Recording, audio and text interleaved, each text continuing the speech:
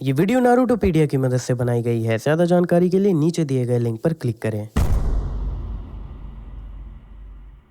जूगो एक unnamed clan का member था जिसे ओरोचिमारू के नॉर्दर्न हाइडआउट में रखा गया था। जूगो ओरोचिमारू के पास खुद अपने विल से गया था, इस उम्मीद से कि वो उसे ठीक कर देगा। बाद में वो सास्के उचिहा के ग्रुप ताका का मेंबर बनता है, जिसे क्रिएशन के समय हेबी नाम दिया गया था।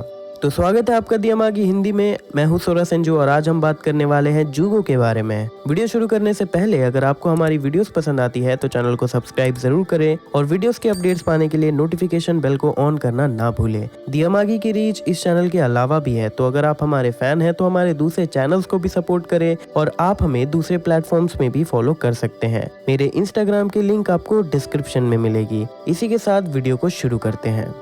बैकग्राउंड। जूगो एक आउटकास्ट था जिसके अराउंड रहने से लोग डेंजर में पड़ जाते, क्योंकि जूगो अपना टेम्पर कंट्रोल नहीं कर पाता था। एक बार जूगो इतना गुस्सा हो गया कि उसने एक विलेज और उसके लोगों को मार दिया, जिसके बाद उसे स्केल्स का नाम मिला। खुद के एग्जिस्टेंस को कर्स समझते हुए वो केव्स में रहने लगा ताकि वो किसी को हार्म न कर पाए। जूगो किमीमारू से मिलता है, जो कागुया क्लैन का लास्ट मेंबर था। किमीमारू के साथ वो ओरोचिमारू का टेस्ट सब्जेक्ट बनने को तैयार हो जाता है, इस उम्मीद से कि वो अपने रेज से फ्री हो जाएगा। ओरोचिमारू जूगो के एबिलिटीज से अमेज्ड हो जाता है कि वो नेचुरल एनर्जी को एब्सॉर्ब करके वेरियस फिजिकल अल्टरनेशन कर सकता है मेंटल स्टेट के कॉस्ट पर। ओरोचिमारू उसके क्लैन के इस एबिलिटी के ओरिजिन को पता करने लगता है और ryuki केव तक पहुंचता है, जहां वो सेज मोड सीखता है। पर सेज मोड में एंटर ना कर पाने की वजह से ओरोचिमारू अपने सेंजूत्सु चाक्रा के साथ कर्स सील कंबाइन करता है जूगो के ब्लड के हेल्प से। ओरोचिमारू के वेसल बदलने का समय करीब आ रहा था। किमीमारू सास्के उचिहा को रिकवर करने जाता है। जाने से पहले किमीमारू जूगो से मिलता है और उसे सिचुएशन बताता है। जूगो उसे मना करता है, पर किमीमारू उसके फ्रेंडशिप के लिए थैंक्स करके चला जाता है। इताची परस्यूट मिशन। ओरोचिमारू को हराने के बाद सुइगेत्सु और कारिन को लेकर सास्के ओरोचिमारू के नॉर्दर्न हाइडआउट जाता है जूगो को रिक्रूट करने के लिए। शुरुआत में जूगो ज्वाइन करने से मना करता है, पर सास्के के एबिलिटीज को देखने के बाद हाँ कर देता है और हेबी ज्वाइन करता है। Fated battle between brothers. Jugo multiple Akatsuki hideouts discover करता है, जिनमें से एक में इताची का क्लोन सास्के को उचिहा हाइडआउट बुलाता है। जूगो हेबी और किसामे होशिगाकी के साथ रुकता है जब सास्के इताची से लड़ने जाता है। Pens assault. इताची के मरने के बाद और सास्के के उसके पास्ट को जानने के बाद हेबी रिफॉर्म होकर ताका बनती है और अकात्सुकी के साथ एलाइज बन जाते हैं। ताका को 8 टेल्स को किडनैप करने का टास्क मिलता है। क्लाउड विलेज पहुंचने के बाद वो लोग किलर बी से लड़ते हैं, जिसमें सुइगेत्सु तुरंत डिफीट हो जाता है। किलर बी सुइगेत्सु के स्वॉर्ड से जूगो को भी ओवरपावर करने लगता है। सास्के क्रिटिकली इंजर्ड हो जाता है। जूगो कारिन से कहता है कि उसके पास सास्के को हील करने के लिए ज्यादा चाक्रा नहीं है, इसीलिए वो अपने फ्लैश को सास्के के साथ कंबाइन करने लगता है उसके वाउंड्स को हील करने के लिए, क्योंकि सास्के कर्स सील के साथ कंपैटिबल था, जिसके बाद जूगो छोटा हो जाता है। टीम ताका मिलकर फिर से किलर बी पर अटैक करते हैं और सास्के किसी तरह से किलर बी को पकड़ लेता है, जो एक फेक था। 5 कागे समिट। ताका कोनोहा जा रहे होते हैं और रास्ते में उन्हें तोबी रोक लेता है और उन्हें कोनोहा के डिस्ट्रक्शन के बारे में बताता है। जेत्सु भी उनके पास आता है और उन्हें डांजो के बारे में बताता है। तोबी के कहने पर ताका 5 कागे समिट जाते हैं। व्हाइट जेत्सु उन्हें वहां तक गाइड करता है। ताका लैंड ऑफ आयरन पहुंचते हैं। सुइगेत्सु एरिया को स्काउट करता है और बताता है कि वहां बहुत से गार्ड्स हैं। सास्के जूगो को एनिमल्स की हेल्प से कम गार्ड्स वाला रास्ता ढूंढने कहता है। उनके प्रेजेंस को डिस्कवर कर लिया जाता है और सास्के सामुराई गार्ड से लड़ने लगता है। जूगो कारिन से डांजो को लोकेट करने कहता है और सास्के की हेल्प करने चला जाता है।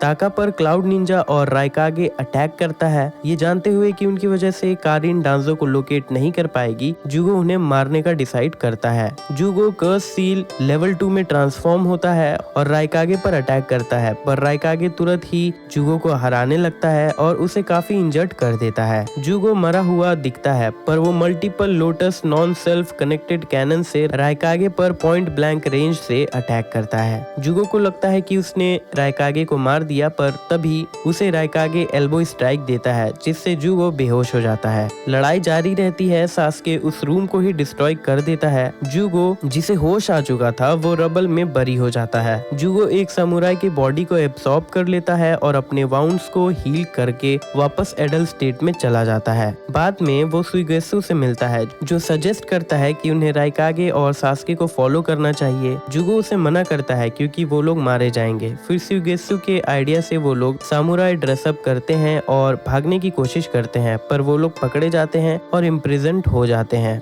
Fourth shinobi world war confrontation. War शुरू हो चुकी थी। जुगो और सुइगेत्सु सेल से फ्री हो जाते हैं। जुगो सास्के को ढूंढना चाहता था, पर वो सुइगेत्सु की हेल्प करता है उसका स्वॉर्ड ढूंढने में। फिर वो लोग कारिन को भी ढूंढने का डिसाइड करते हैं। जब वो लोग सुइगेत्सु के स्वॉर्ड को ढूंढ नहीं पाते, जुगो सुइगेत्सु से पूछता है कि उसे वो स्वॉर्ड क्यों चाहिए। सुइगेत्सु उसे 7 Ninja swordsman of the mist और उस स्वॉर्ड के पुराने विल्डर्स के बारे में बताता है। तब जुगो को पता चलता है कि सुइगेत्सु फिर से स्वॉर्ड्समैन को बनाना चाहता है और उसका लीडर बनना चाहता है। Fourth shinobi world war climax.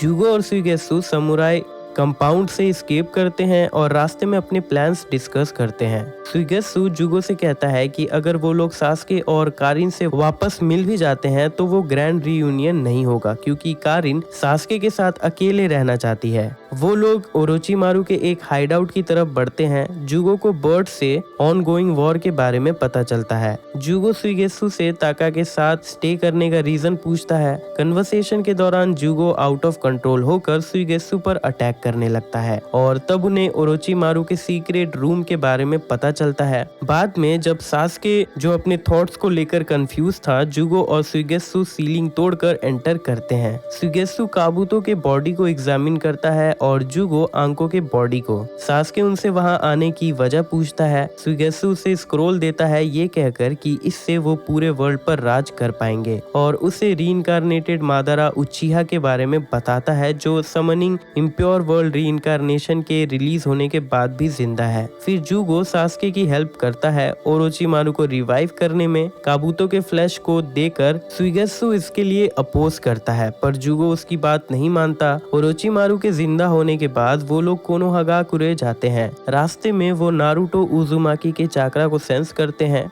वो लोग एक टेम्पल तक जाते हैं। जुगो सेज ट्रांसफॉर्मेशन से नेचुरल एनर्जी यूज करता है। ओरोचिमारू के सिग्नल पर जो सास्के पर लगे स्पोर्स को एक्टिवेट कर देता है, जिससे वो श्रिंक हो जाता है, जिसके बाद एक स्पेयर क्लोन को एब्सॉर्ब करके वो वापस नॉर्मल हो जाता है। जिसके बाद वो रीइंकार्नेटेड प्रीवियस 4 होकागेस को अपने सामने देखता है और फिर सास्के और उनके बीच की कन्वर्सेशन को सुनता है। तोबिरामा सास्के को मारने के लिए अपने पावर्स रिलीज करता है। जुगो उसके आगे आ जाता है, पर हाशिरामा तोबिरामा को रोक लेता है। हाशिरामा के स्टोरी को सुनने के बाद सास्के एलाइड फोर्सेस की हेल्प करने का डिसाइड करता है। जुगो सास्के के साथ बैटलफील्ड में जाता है। Birth of the 10 tails जिनचुरिकी।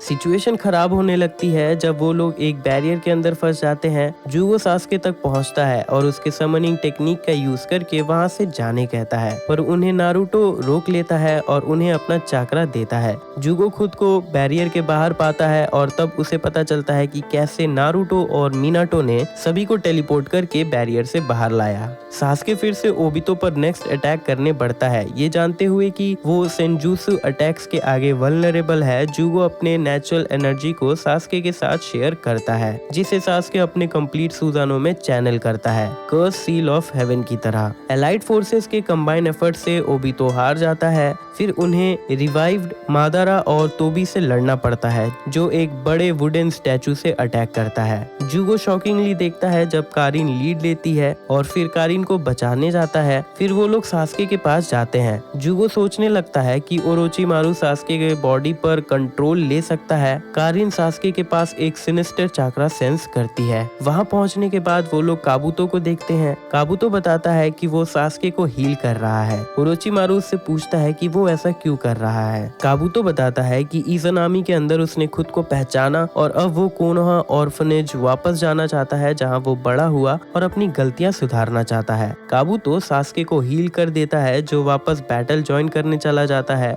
बाद में जुगो और सभी लोग मादारा के इन्फिनिट सुकुयोमी में पकड़े जाते हैं। Kaguya Otsutsuki strikes. आखिर में सभी लोग इन्फिनिट सुकुयोमी से फ्री हो जाते हैं नारुतो और सास्के की वजह से, और वॉर खत्म हो जाता है। Blank period. 4 shinobi world war खत्म होने के बाद जुगो, सुइगेत्सु और कारिन ओरोचिमारू के पास वापस चले जाते हैं और कारिन को फिर से डिफरेंट हाइड आउट भेज दिया जाता है।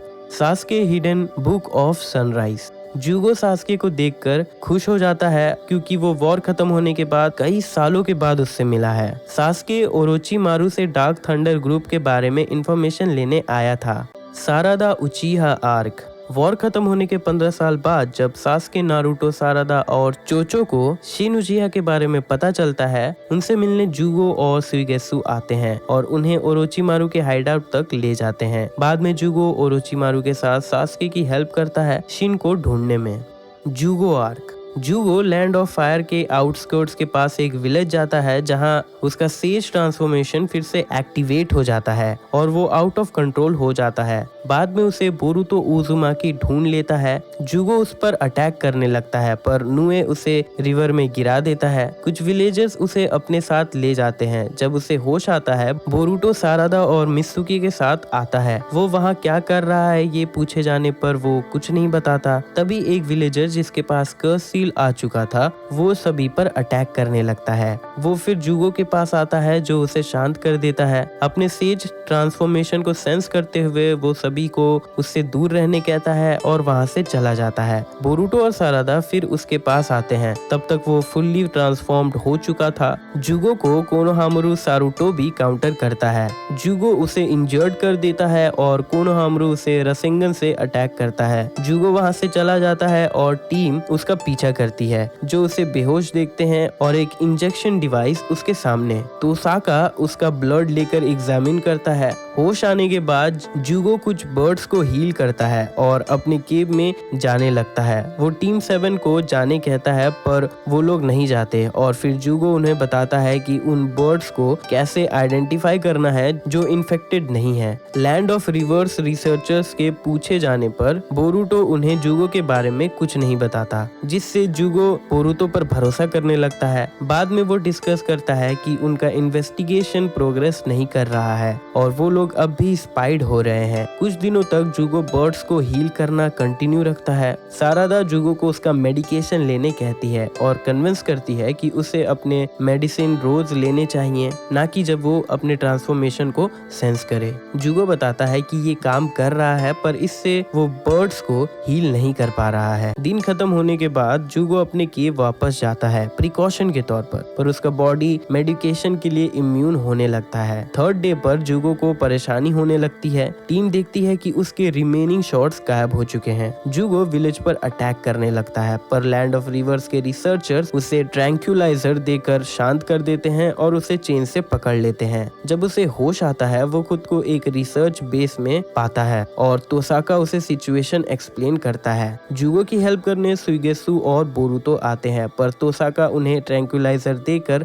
रोक लेता है और तब रिवील होता है कि वो रिसर्चर्स के साथ मिला हुआ है। तोसाका बताता है कि उसने कर्स सील आउटब्रेक करवाया जुगो को ल्योर इन करने के लिए, ताकि वो जुगो को टेस्ट सब्जेक्ट बना सके उसके कर्स सील वेपन के लिए। वो जुगो पे इंजेक्शन लगाता है जिससे उसका ट्रांसफॉर्मेशन ट्रिगर होता है ताकि वो अपने बनाए कर्स सील वेपन को ओरिजिनल कर्स सील के पावर से टेस्ट कर सके। ट्रांसफॉर्म होते हुए जुगो बोरुतो से रिक्वेस्ट करता है कि वो वहां से चला जाए। जुगो ट्रांसफॉर्मेशन को रोकने की कोशिश करता है। तोसाका फुल्ली ट्रांसफॉर्म होकर बोरुतो को पकड़ लेता है और फिर जुगो की तरफ बढ़ता है। जुगो फुल्ली ट्रांसफॉर्म्ड होने के बाद तोसाका को तुरंत हरा देता है और उसके कर्स सील को एब्जॉर्ब कर लेता है। फिर वो बोरुतो को मारने बढ़ता है। तब नुए वहां आ जाता है। नुए जुगो से लड़ता है। तब तक बोरुतो जुगो को नॉर्मल करने का प्लान बना लेता है। बोरुतो जुगो के स्पीड का फायदा उठाकर रसेंगन के डैमेज को बढ़ाता है जिससे वो ट्रांसफॉर्म होने लगता है। मित्सुकी, कोनोहामारू और सुइगेत्सु के साथ वहां पहुंचता है। बर्ड्स को क्योर करने के लिए सुइगेत्सु सीरम को लेकर रिवर के साथ मर्ज हो जाता है और रेन करवाने लगता है। जुगो कारिन और सुइगेत्सु के साथ वापस चला जाता है और अपने साथ तोसाका को भी ले जाता है।